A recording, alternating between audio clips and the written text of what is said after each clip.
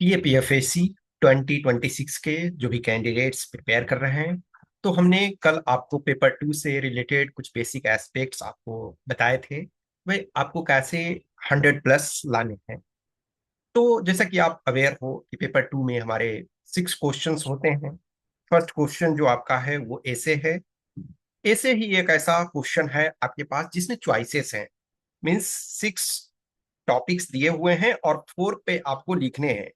उसके अलावा जो 5 क्वेश्चंस हैं देर आर नो चॉइसेस। चाहे वो रिपोर्ट राइटिंग हो, आर्गुमेंट राइटिंग हो, प्रेसी हो, आरसी हो, ग्रामर हो, देर आर नो चॉइसेस। सिर्फ ऐसे आपके पास चॉइस है। प्लस डबल दूसरा चॉइस ये है कि ऐसे सिर्फ ऐसा है जिसको इंग्लिश और हिंदी किसी में भी लिख सकते हो। यदि आप हिंदी मीडियम से हो तो आप हिंदी में लिखोगे, इंग्लिश मीडियम से हो तो इंग्लिश में लिखोगे। तो यही आपके पास इसमें चॉइस है। तो हमेशा ध्यान रखो कि अभी जो हमारे पास रिमेनिंग टाइम है तो टारगेट आपको 100+ का रखना है। सबको 100+ नहीं आ जाएगा, ये श्योर है।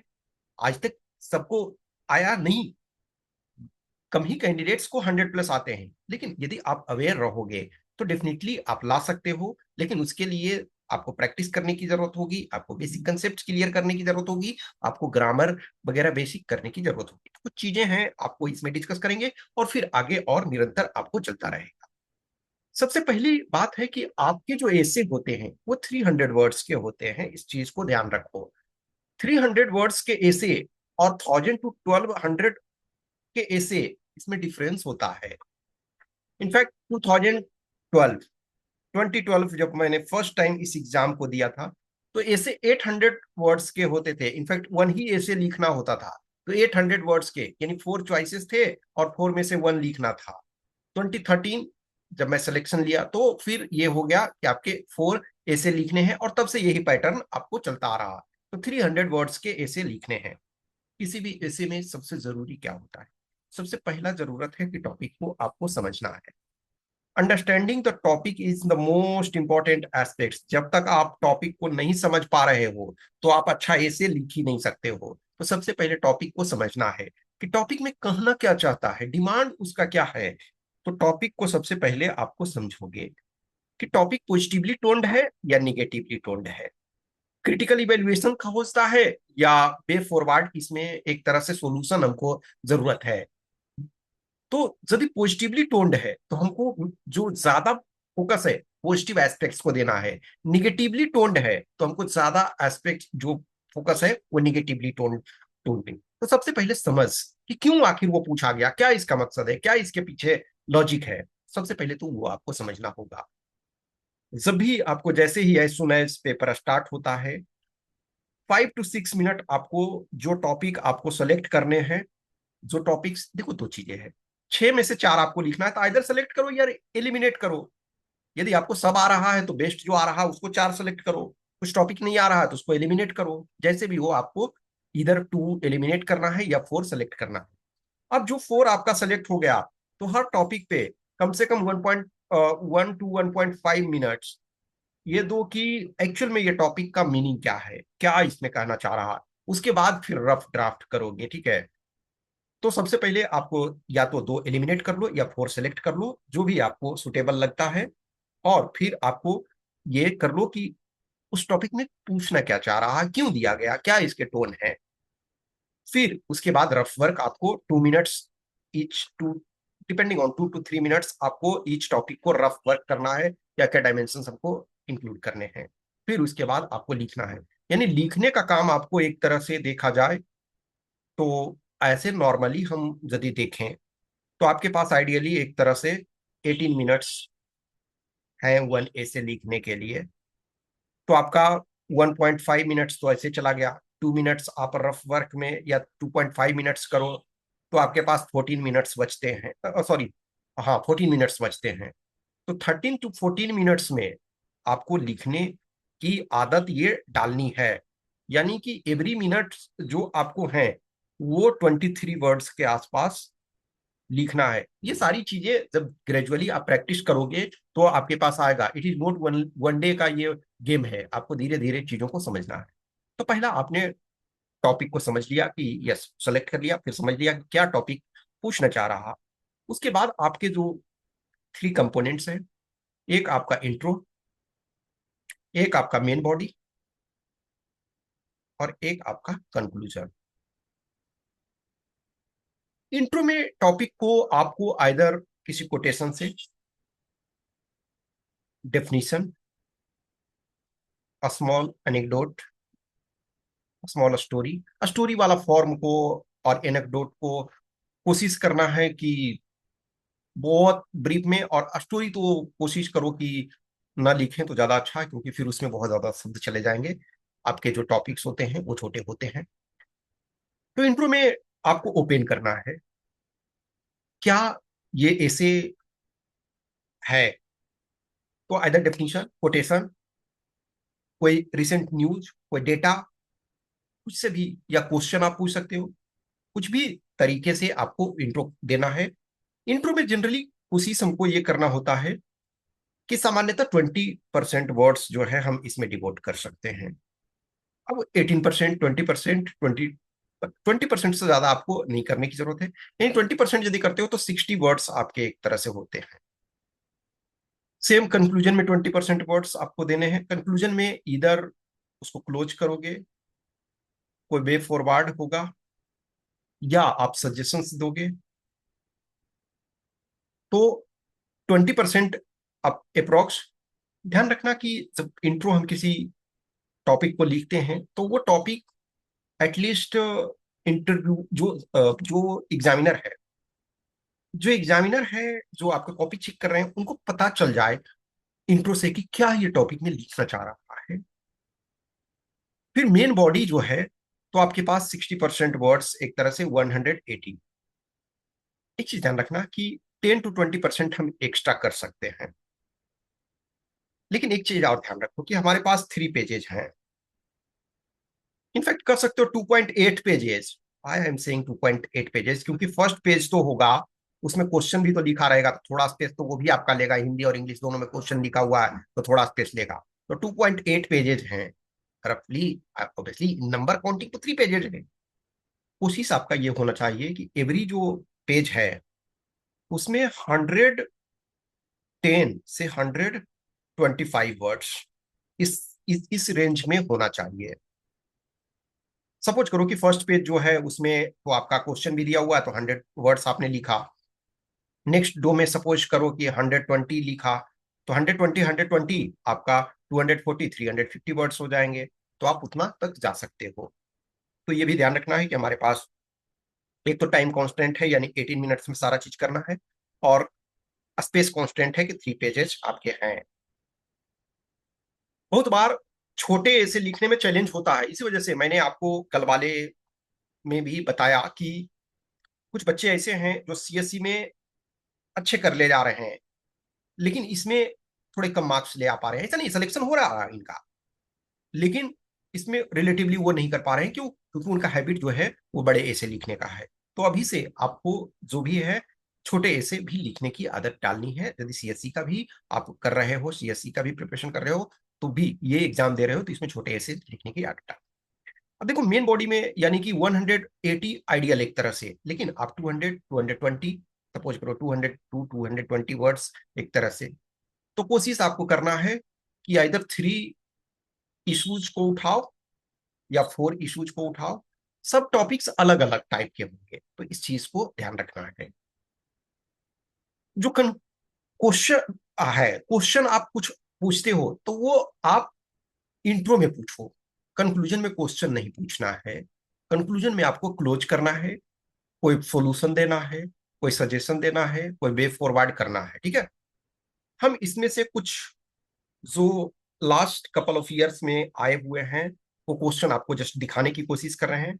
आपका काम होगा नेक्स्ट 1 to 2 डेज में सीरियस रूप से इन टॉपिक्स को देखो, जो आपके पीछे आए हुए हैं, जो प्रीवियस ईयर में आए हुए हैं उनको देखो, एक बार ओवरव्यू दो। फिर उसके बाद हम आपको सैंपल सॉल्यूशन भी आपको प्रोवाइड करेंगे।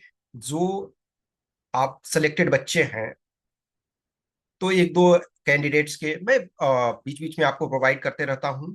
तो जो बच्चे हैं, जैसे सपोज करो किसी का 100+ आया है, तो मैं उनके कुछ सैंपल कोशिश करूंगा दिखाने के लिए, ताकि आपको पता चले कि कोई भी परफेक्ट नहीं होता है। ऐसा नहीं है कि कोई परफेक्ट, किसी का 110 सपोज आ गया, तो ये जरूरी नहीं है उसके सारे ऐसे अच्छे होंगे। हमने आपको ऑलरेडी बताया कि आपको एवरेज करना है। हो सकता है कि किसी बच्चे का 110 आया, आपका 80 आ रहा है, फिर भी हो सकता है कुछ ऐसे आप उससे फार बेटर लिख सकते हो। तो इस वजह से कोई भी सॉल्यूशन जो है आइडियल नहीं होता। ये लास्ट जो 25 में CAPFAC 25 के क्वेश्चन हैं, तो क्वेश्चन ये था कि importance of cyber security in the world of digital information, यानी डिजिटल सूचना की दुनिया में साइबर सुरक्षा का महत्व। जो आज का डिजिटल वर्ल्ड है, जो डिजिटल इंफॉर्मेशन का एज है, इसमें साइबर सिक्योरिटी का क्या इंपॉर्टेंस है। तो आप देख रहे हो कि बहुत सारे हमारे पास चैलेंजेस आ रहे हैं, लेकिन ये भी सच है कि आप इंफॉर्मेशन एज में, इंफॉर्मेशन इरा में आप बैकवर्ड नहीं जा सकते हो। आप सूचनाओं को यूज करोगे ही, सोशल मीडिया को यूज करोगे ही, मोबाइल फोन को यूज करोगे ही, इंटरनेट बैंकिंग को यूज करोगे ही, UPI यूज करोगे ही। तो आपको यूज तो करना है, लेकिन इसमें से प्रॉब्लम्स जो हैं वो भी, यानी साइबर सिक्योरिटी का इंपॉर्टेंस। तो देखो, ये देखा जाए कि ये इंपॉर्टेंस बता रहा, यही ये पूछ सकता था कि डेंजर ऑफ साइबर सिक्योरिटी, तो स्लाइटली आपको चेंज थोड़े से ये करना। देखो, ये इंपॉर्टेंस जब बोल रहे हैं, तो जो प्रॉब्लम्स हैं उसको भी हाईलाइट करोगे, लेकिन उससे ज्यादा कि क्या इंपॉर्टेंस है अभी के ये में, और आगे क्या और किया जाना चाहिए, उस पर आपको जोर देना है, ध्यान देना है। तो अभी जो आज मैं आपको जस्ट ये टॉपिक्स आपको दे रहा हूं, ये इसका जो PDF होगा, ये लास्ट इसमें 6 ईयर के क्वेश्चन आपको ऐसे के होंगे, उसको मैं टेलीग्राम वाला जो केन स्टडीज का ग्रुप है उसमें मैं डाल दूंगा। इन क्वेश्चंस को एक बार देखना, फिर लास्ट 5-6 ईयर्स का जो भी है, और मैं कुछ आपको जो टुमारो या डे आफ्टर टुमारो, मैं आपको कुछ सैंपल सॉल्यूशन जो बच्चे सेलेक्ट हुए हैं, जिनके 100+ आए हैं, तो एक दो का आपको सैंपल दिखाने की कोशिश करूंगा, और फिर कुछ और चीजें भी मैं धीरे धीरे करके दूंगा। दूसरा जैसे है cultural diplomacy and world peace, यानी कि जो आज देखते हो, जो हम कहते हैं ना सॉफ्ट पावर, एक हार्ड पावर होता है और एक सॉफ्ट पावर है। तो US जो ईरान में कर रहा है, तो उसको सॉफ्ट पावर तो नहीं कहोगे, वो हार्ड पावर ही करोगे। इजराइल जो यूज कर रहा है ईरान पे, वो सॉफ्ट पावर तो नहीं है, हार्ड पावर है। लेकिन जो हम फूड, यानी कुजीन, फेस्टिवल, ताजमहल को देखने के लिए लोग आ रहे हैं, तो क्या हम ताजमहल को पकड़ करके जबरदस्ती हार्ड पावर के रूप में दिखा रहे हैं? नहीं। यदि हमारा फूड आइटम दुनिया में फेमस है, हमारा दिवाली जो है दुनिया में सेलिब्रेट किया जा रहा है, तो ये क्या है? ये हमारा सॉफ्ट पावर है। तो cultural diplomacy and world peace, impact of climate change on Indian agriculture. Climate change एक बहुत बड़ा इशू होता जा रहा है, और जिस रैपिड रेट से हमारा क्लाइमेट चेंज हो रहा है, वो मैन मेड डिजास्टर के रूप में इमर्ज हो रहा है। तो आपको जो एग्रीकल्चर को भी है प्रभाव पड़ रहा है। तो इसमें से समस्याएं क्या आ रहे हैं, इम्पैक्ट मेनली क्या पड़ रहा है, और फिर आप उसको एक तरह से सोल्यूशन के रूप में भी दोगे कि किस ढंग से चेंज हो रहा है और आगे और क्या किया जाना चाहिए। नेक्स्ट आपका जैसे women's health, a journey of resilience and empowerment, महिला स्वास्थ्य, दृढ़ता और सशक्तिकरण की यात्रा। विमेन जो हाफ पॉपुलेशन को रिप्रेजेंट करते हैं, लेकिन उनको सारी सुविधाएं नहीं मिल पा रही है। लेकिन यहाँ देखो क्या है, ये एक तरह से पॉजिटिवली टोन्ड है कि women's health a journey of resilience and empowerment, जो धीरे धीरे करके उनकी स्थिति कहीं ना कहीं सुधर रही है, अच्छा हो रहा है। और हेल्थ जो है इंपावरमेंट का एक पैरामीटर है। अदर पैरामीटर जैसे है एजुकेशन, इकोनॉमी, डिसीजन मेकिंग, ठीक है। तो हेल्थ एक इंपॉर्टेंट इशू है। विमेन को ऐसे भी जो है नेचुरल तरीके से भी समस्याएं आती रहती हैं, लेकिन हमारा समाज एक तरह से मेल डोमिनेटेड सोसाइटी रहा है, इसमें अधिक जो ध्यान है वो पुरुषों के स्वास्थ्य पे दिया जाता है, लेकिन हाल के कपल ऑफ ईयर्स में हमने काफी इस दिशा में सुधार किया है। तो ये नेक्स्ट जैसे ई है philosophical, a thing of beauty is a joy for ever, यानी सौंदर्य सदा आनंददायक होता है। A thing of beauty is Joy for ever, देखो दुनिया में जो भी एक तरह से चीजें, जैसे इनफैक्ट आइंस्टीन का जो famous equation E equal to M C square है, बहुत सारे जो साइंटिस्ट भी बोलते हैं ना भाई कि जो हमारा कोई इक्वेशन भी है तो वो ब्यूटीफुल होना चाहिए। साइंस में भी ब्यूटी है, बहुत सारी चीजें हैं, ठीक है। तो thing of beauty is Joy for ever, सौंदर्य जो है सदा आनंददायक होता है, फिलोसफिकल है। नेक्स्ट आपका crypto currency a threat to world trade, तो विश्व व्यापार के लिए क्रिप्टो करेंसी देखो अभी नॉर्मली क्या होता है, जो सेंट्रल बैंक जो करेंसी जारी करती है, चाहे वो हमारा इंडियन रूपी हो, यूएस डॉलर हो, या यूरो हो, या ब्रिटिश पाउंड हो, जापानीज रेनमिनबी हो, सॉरी चाइनीज रेनमिनबी हो, या जापानीज येन हो, या अदर और करेंसीज हो, तो जब सेंट्रल बैंक इशू करती है तो कहीं ना कहीं एक रेगुलेटिंग अथॉरिटी है। लेकिन क्रिप्टो करेंसी जो है उनके प्रॉपर रेगुलेटिंग अथॉरिटी नहीं है। और हाल के दिनों में देख रहे हो कि काफी ये, तो देखो एक तरह से एक ये आपका टेक्नोलॉजी से रिलेटेड साइबर सिक्योरिटी वाला ये हो गया, और ये भी एक तरह से टेक्नोलॉजी वाले ही हैं। फिर आपका एक जैसा कल्चर से हो गया, फिर आपका सो एग्रीकल्चर और क्लाइमेट ये मिक्स एक तरह से, विमेन का हो गया यानी जो आपका जेंडर इशू, और फिर आपका ये एक फिलोसफिकल टॉपिक हो गया। तो इनको देखना है, सोचना है थोड़े से, और फिर मैं कुछ के सैंपल्स आपको प्रोवाइड कराऊंगा।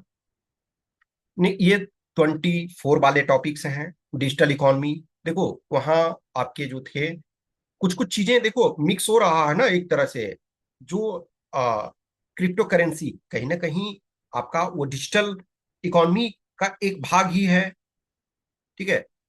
तो इसमें digital economy opportunities and challenges, global piece and national defence budget, tribal resistance ये कल्चर से रिलेटेड, ट्रॉपिकल रेन फॉरेस्ट, देखो ये इस टाइप के टॉपिक्स जो हैं वो इनफैक्ट 24 वाले में ये जो टॉपिक आपके हैं, जैसे ट्राइबल से दो टॉपिक आपके आए, एक आपका सी नंबर और एक ट्राइबल कल्चर। तो देखो ये एक तरह से ये देखो देखा जाए तो इसमें एक तरह से कल्चर को भी ऐड कर सकते हो, और प्लस एक तरह से जो हमारा इंडिया स्ट्रगल फॉर इंडिपेंडेंस जो था वो उससे रिलेटेड भी है, ठीक है ना। फिर ये एक तरह से टफर साइड में था, ठीक है ना। ये टॉपिक भी एक्सपेक्टेड के लाइन पे, तो वो कुछ चीजें मैंने ऑलरेडी बोला आपको कि जनरली जो है जो आपके पेपर टू में रिलेटिवली कम वेरिएंस होते हैं। फिर भी सिंस जैसे ऐसे है तो आपके पास चॉइस है ना, मान के चलो कि ये वाला टॉपिक सही तरीके से समझ में नहीं आया तो हमने इसको एलिमिनेट कर दिया। अब फॉर एग्जाम्पल लो कि ट्राइबल कल्चर, तो एटलीस्ट बेसिक्स तो थोड़े समझ रहे हो, या ये तो एटलीस्ट सबने कुछ ना कुछ पढ़ा होगा ही। फिर आप मान के चलो कि आपको किसी ने सपोज नहीं इस चीज को ऐसे के एंगल से ना पढ़ा हो, लेकिन थोड़े बहुत आइडिया होगा, तो इसमें से आप चाहो तो इसको भी किसी को आप दो को एलिमिनेट कर सकते हो। इनफैक्ट ये मैं समझता हूँ कि टफेस्ट में से था। 23 में था साइबर अटैक्स, देखो साइबर वाला आपका 25 में भी है, इसमें भी है cyber attack and new kind of warfare. तो देखो जैसे हम कुछ कुछ चीजों को थीम वाइज देख सकते हैं कि 10 to 12 थीम्स हैं, उनको यदि हम करते हैं तो वो काफी। और जब एक बार आप ऐसे रिपोर्ट आर्गुमेंट सबको यदि आप देखोगे तो इनको सबको होलिस्टिक वे में लेना है। ऐसा नहीं है कि हम कभी कभी कुछ ऐसे होते हैं कि जो टॉपिक हमने आर्गुमेंट में कराए हैं वो आपके ऐसे में आ सकते हैं, कभी कुछ टॉपिक्स यदि हमने आपको रिपोर्ट में कराए हैं उस पर ऐसे आ सकते हैं। तो हमारे पास ये फ्लेक्सिबिलिटी होनी चाहिए कि कोई टॉपिक को यदि हमने प्रिपेयर किया है तो चाहे ऐसे आए, चाहे रिपोर्ट आए, चाहे आर्गुमेंट आए, हम उन पर लिख सकते हैं। तो थोड़े से आपको वो वेरिएशन के लिए आपको रेडी रहना है। नेक्स्ट जैसे है India as an emerging leader in the new world order, तो ये भी देखो एक तरह से ये टॉपिक पर भी क्वेश्चन आ रहा। नेक्स्ट है Indian diaspora in and its contribution to post independent India, तो ये भी एक तरह से देखा जाए तो जो इंडिया का कंडीशन वर्ल्ड में है, जो इम्प्रूवमेंट हो रहा, जैसे आज देखोगे कि यूएस हो, चाहे यूके हो, या और बहुत सारे कंट्री हैं जैसे मॉरिशस हो, ट्रिनिडाड एंड टोबैगो हो, गयाना हो, बहुत सारे, सूरीनाम हो। तो बहुत ऐसे जगह जो हैं इंडियन मूल के लोग पावर में हैं। कुछ जगह प्राइम मिनिस्टर हैं, कुछ जगह प्रेसिडेंट हैं, कुछ जगह मिनिस्टर हैं, उस टाइप के हैं। तो जो पोस्ट इंडिपेंडेंस इंडिया, यानी कर सकते हो कि आज़ादी के बाद, उसको तो प्रेजेंट लेटेस्ट तक आप ऐड कर सकते हो। नेक्स्ट आपका education and awareness are critical pillars for the success of our democracy. अब देखो, जैसे ये क्या है, एजुकेशन एंड अवेयरनेस, तो ये क्या, डेमोक्रेसी प्लस आप एजुकेशन, इसके जो मिक्स चीजों को करना है। फिर e waste, the dark side of the digital revolution. तो बेसिकली बात है कि ये टॉपिक जो है, आप इससे भाग नहीं सकते हो, पॉजिटिव जहां है वहां निगेटिव। वैसे साइबर जो थ्रेट है, वो आपका साइबर अटैक प्रॉब्लम क्रिएट कर रहा है, तो उसी ढंग से ये भी प्रॉब्लम आपका क्रिएट कर रहा है। नेक्स्ट आपका geographical and linguistic diversity of India is it's real wealth. तो जो आप देख रहे हो, कुछ जगह टू लैंग्वेज फार्मूला अप्लाई करना चाहते हैं, लेकिन यूनियन गवर्नमेंट जो है वो थ्री लैंग्वेज फार्मूला करते हैं। तो जो हमारा जोग्राफिकल, इसमें एक्चुअली दो है आपका, एक तो जोग्राफिकल और एक लिंग्विस्टिक। तो हमेशा जैसे है कि जब मिक्स टॉपिक आपके आते हैं, और ये भी हमको ध्यान रखना है कि जस्ट 300 वर्ड्स में आते हैं, तो ये हमारे लिए बहुत बार चैलेंजिंग हो जाता है कि दोनों को हमको बैलेंस करना। ये 22 का टॉपिक्स है, the campaign to save the endangered species. ये भी देखोगे कि पेपर 1 के एंगल से आप पढ़ते हो, लेकिन ठीक है, पेपर 2 में आया। नेक्स्ट है what can be done to stop wars, रण संग्रामों को समाप्त करने के लिए क्या किया जा सकता है। तो देखो, जैसे 22 लो, तो 22 में ही आपका जो रसिया यूक्रेन क्राइसिस जो हुई थी, तो वो ऑब्वियसली अभी भी चल रहा है वो, लेकिन अभी तो हाल में देखोगे तो और प्रॉब्लम क्रिएट हो रहा है। तो इस टॉपिक को तो मतलब रिलेटेड डायरेक्ट ये तो नहीं आएगा ना, लेकिन मिक्स जैसे जियोपॉलिटिकल से रिलेटेड आएगा। नेक्स्ट है the emerging presence of women in the Indian arm forces. देखो, इसमें वीमेन को जो है आर्म फोर्सेस के एवरी विंग में अलाउ किया गया, एनडीए सीडीएस सब में। तो इसके रिलेटेड था। नेक्स्ट है आपका price rise, causes and effect, तो इन्फ्लेशन। ठीक है। Synthesis of eastern wisdom and western science and needed goal for humanity, ये फिलोसफिकल आपका टॉपिक था। फिर देखो, डिफेंस से रिलेटेड एक तरह से दो आ गया आपका, इनफैक्ट तीन कह सकते हो ना, कि एक तो व्हाट कैन बी, तो ये इसमें एक तरह से मिक्स देखो। एक तो इसमें आईआर है, IR international relation plus defence. ठीक है ना। फिर आप देखो, ये आर्म फोर्सेस पे विमेन इंपावरमेंट, तो ये भी मिक्स है आपका एक तरह से, जो आर्म फोर्सेस और विमेन, ये आपका है arm forces are a combination of strategic thinking and timely action, तो ये भी फिलोसफिकल। तो ये दोनों एक तरह से कह सकते हो कि फिलोसफिकल डायमेंशंस क्या है। 21 में Chinese economic policy in countries bordering India, जो जैसे बांग्लादेश में अधिक से अधिक चाइना इन्वेस्ट करना चाहता है और इंटरफेयर करना चाहता है। तो ये आपका नेपाल में, यानी हमारे जो पड़ोसी मुल्क हैं, चाहे पाकिस्तान तो ऑल वेदर फ्रेंड है, ठीक है, भूटान, तो हर जगह जो है जो चाइनीज इकोनॉमिक पॉलिसी, तो हमको देखो जनरली जो है, हमको टोटल स्ट्रैटेजिक से ज्यादा हमको यहाँ इकोनॉमी के डायमेंशन से रखना है। नेक्स्ट वर्क फ्रॉम होम, ये कोविड, पोस्ट कोविड के सिचुएशन में अबून और अबेन, ये अभी भी एक तरह से इम्पोर्टेंस है, क्योंकि प्राइम मिनिस्टर ने हाल ही में बोला, आह्वान किया कि जितना हो सकता है आप वर्क फ्रॉम होम कीजिए, क्योंकि जो पेट्रोलियम प्रोडक्ट महंगे हो गए हैं, प्रॉब्लम क्रिएट हो रहे हैं। नेक्स्ट आपका party politics in India is a flourishing family business, ये भी डायरेक्टली इनडायरेक्टली रिलेटेड ही है। नेक्स्ट आपका unemployment and the new education policy, अभी डायरेक्ट तो अब न्यू एजुकेशन पॉलिसी पे नहीं आएगा, डिफरेंट डायमेंशंस में आएगा। Next urbanisation is a hazardous to human, ये देखो ये इस टाइप का ही नहीं आएगा, लेकिन अर्बनाइजेशन वगैरह टॉपिक आपका इमर्जिंग है। नेक्स्ट आपका infiltrators are the threat to India security, ये अभी फिलहाल के लिए और नहीं है, लेकिन मतलब हमको थोड़े थोड़े देखो, जो एटलीस्ट 10 साल में आया हुआ है उसको तो हमको वर्क करके रखना है। 2020 में देखो, emerging threats to India internal security, तो इस बार देखो आई इंटरनल सिक्योरिटी पे आने का चांसेस है, अच्छा खासा बन रहा है, क्योंकि इंडिया ने ऑफिशियली जो है माओइस्ट फ्री अपने को डिक्लेयर कर लिया है, यानी कि 31 मार्च 2026 को इंडिया अपने को माओइस्ट फ्री डिक्लेयर किया, तो इस वजह से। नेक्स्ट आपका crime against women is an expression of male domination, ये भी देखो, जैसे कोविड 19 पैंडेमिक के ड्यूरेशन में हमने देखा कि रिलेटिवली वायलेंस जो है वो बढ़ गए थे। इनफैक्ट वायलेंस हमेशा चलता रहता है, लेकिन वो उस टाइम में थोड़ा ज्यादा और हो गया था।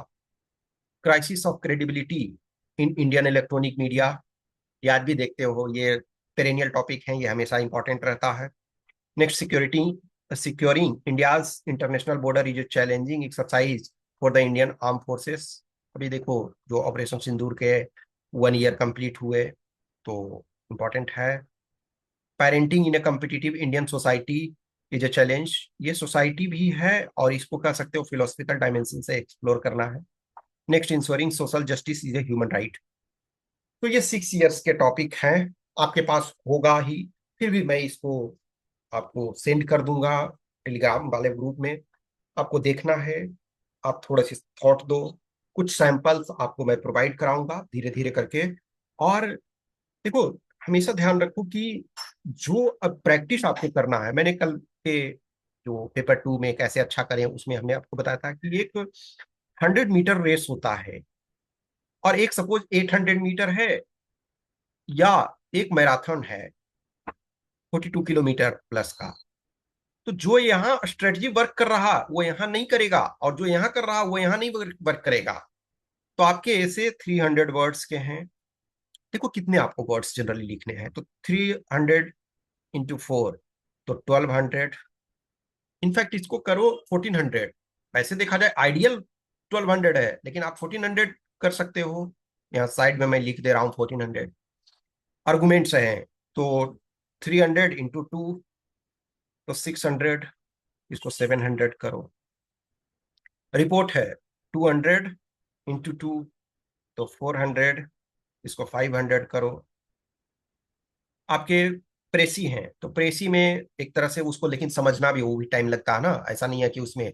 तो प्रेसी एक तरह से 150 वर्ड्स में, ठीक है, 150 वर्ड्स। इसको, इसमें तो कोई कंप्रोमाइज वो नहीं कर सकते, 150 ही। जो आरसी है, आरसी में कर सकते हो कि हमारा आरसी, ये प्रेसी, आरसी में रफली 200 वर्ड्स, ठीक है, इसको भी 200 ही रखो यहाँ पे। फिर ग्रामर आपके हो जा रहे हैं, तो ग्रामर में एक तरह से कह सकते हो कि टोटल सपोज करो कि 300, 300 वर्ड्स। अब इनको यदि जोड़ोगे तो 1800, 20, 200, 22 और 27, 2850, ठीक है, 2850। अब इसमें एक तरह से जो है ये ऐड कर दो इसमें, और 2, 3, 4, यानी 3250। रफली कह सकते हो कि हम अप्रॉक्स हमको 3000 वर्ड्स के आसपास लिखने होते हैं। तो सबसे जरूरी यही है कि आपको सिर्फ ये लिखने नहीं है, आपको इसमें थॉट्स भी देने हैं, रफ वर्क भी करने हैं। तो इसी आधार पे अपने को मेंटली प्रिपेयर करके रखो, प्रैक्टिस करो, रियल ये एनालिसिस करो कि यस कहाँ हम मिस्टेक कर रहे हैं। मैंने आपको बताया था कि जो भी है, जैसे कोई एक पेपर लो प्रीवियस ईयर का, 25 से लेकर के 23, या किसी मान के चलो कि लास्ट 3 ईयर्स में किसी पेपर को उठाओ और उसको सोल्व करने की कोशिश करो, राइट कर लिखने की कोशिश करो, देखो कि कितना हमें टाइम लग रहा है। हमारे लिए ये इंपॉर्टेंट होता है कि हम जाने कि यस हमें कितना समय लगता है, कितने हम उसमें अपना समय डिवोट कर रहे हैं। प्लस माइनस जो भी आपका होता है उस पर एनालाइज करो। जब रेगुलर रूप से आप लिखते हो तो आपको पता चलता है। सपोज करो कि आपने एक ऐसे लिखा, अब एक ऐसे में मे बी आपने इंट्रो अच्छा लिखा तो मेन बॉडी अच्छा नहीं लिखा पाया, कंक्लूजन अच्छा नहीं। तो तीनों कंपोनेंट को, और ऑल फोर में आपको सेम करना है, इंट्रो, मेन बॉडी, कंक्लूजन। तो जब इसको रेगुलर रूप से प्रैक्टिस करते हो, सबसे पहली बात तो है कि हमारे लिए टॉपिक को कंप्रीहेंड करना बहुत मुश्किल होता है बहुत बार, क्योंकि एग्जाम में एक प्रेशर होता है। आप रूम पे लिखते हो तो उतना प्रेशर नहीं है, मुझे 3 आवर्स के जगह 3.5 आवर्स लग गया, कोई दिक्कत नहीं है। 3 आवर 45 मिनट्स लग गया, कोई दिक्कत नहीं है, आप उसको टोलरेट कर सकते हो। लेकिन एक्चुअल एग्जाम में आप टोलरेट नहीं कर सकते हो। एक्चुअल एग्जाम में तो आपको यदि कुछ छूट गया तो फिर वो उसका नुकसान होगा। तो अभी चीजों को ये आप कल तक इसको पूरे देखो, या तो टुमारो और day after tomorrow I will provide you sample. ठीक है, कुछ बच्चे जिनके 100+ हैं, वो उनको उनके दिखाने का एक दो का कोशिश करूंगा, ठीक है ना, ताकि आप देखो। और कभी ये मत सोचना कि किसी का परफेक्ट है, नहीं। जो 100+ ले आए उससे आप बेटर कर सकते हो। किसी का सपोज करो कि ग्रामर अच्छा है, तो ग्रामर में कोई 20+ ला सकता है, 22 ला सकता है, 23 ला सकता है। तो किसी का ग्रामर अच्छा है, किसी का कुछ और अच्छा है। कुल मिलाकर के हमको एग्रीगेट से मतलब होता है। हम जो हैं वो ये ध्यान रखने की जरूरत है कि भाई हमें टोटल मार्क्स को 200 है, उसमें हमको 100+ करने की कोशिश करना है, ठीक है। और आपके कुछ क्वेश्चंस, क्यूरी, डाउट्स होंगे तो आप हमें बताओगे, मैसेज कर सकते हो, कमेंट कर सकते हो। जो भी कुछ होगा वो आगे धीरे धीरे करके डिस्कस करेंगे। जिनको भी टेस्ट वगैरह लिखना है, लिखना चाहते हो, वो लिख सकते हो, ठीक है। ऑब्वियसली हमारे पास लिखोगे तो वो पेड टेस्ट है।